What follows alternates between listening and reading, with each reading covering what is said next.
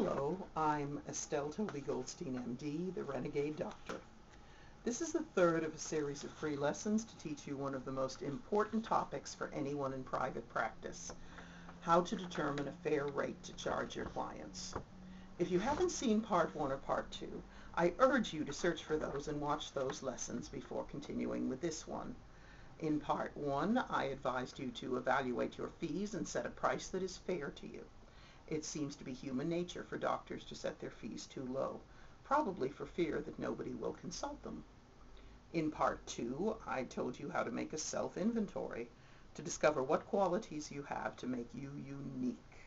This lesson takes up where that left off and shows how your unique qualities help you determine the fair market price for your services.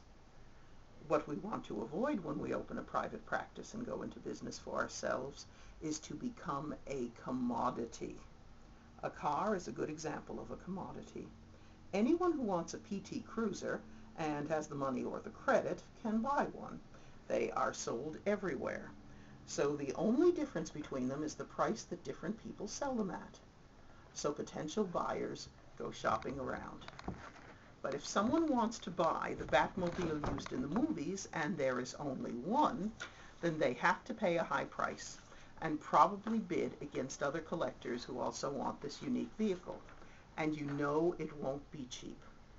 If you consider yourself just another doctor and anyone can get the same services you offer somewhere else, you are a commodity.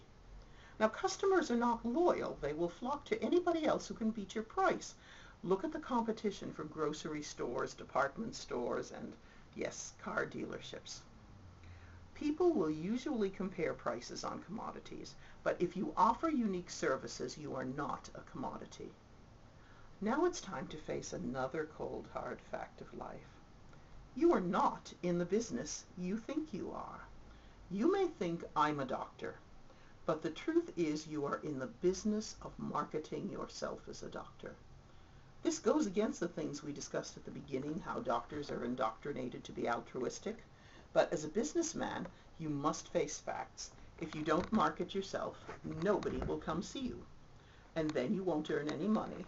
And then you will go out of business. But you are a unique person, not a commodity.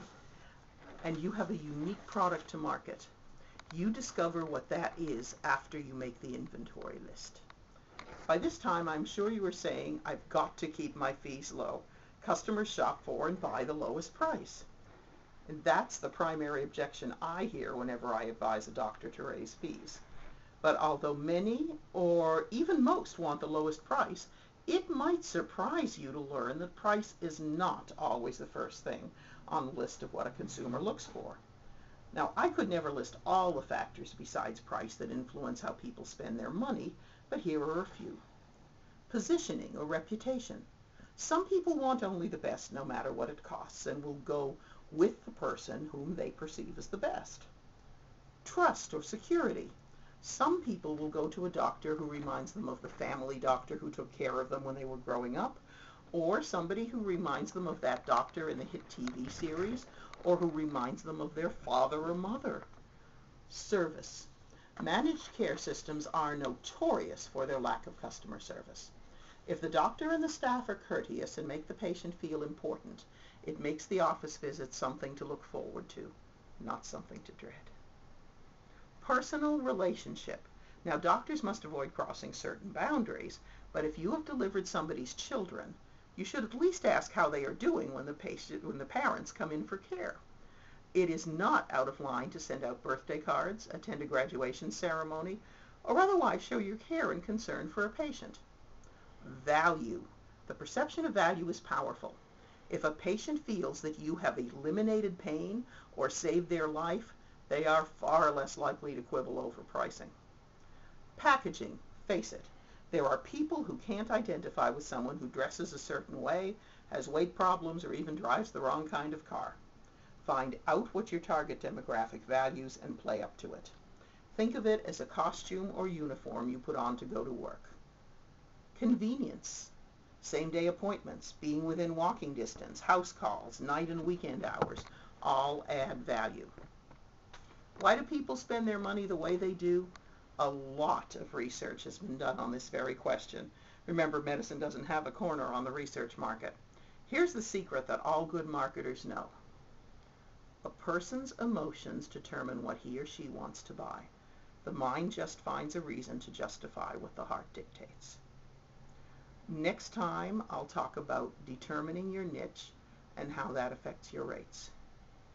For more information about me and my methods for developing a successful private practice, please see my website, fixdoctorsfirst.com.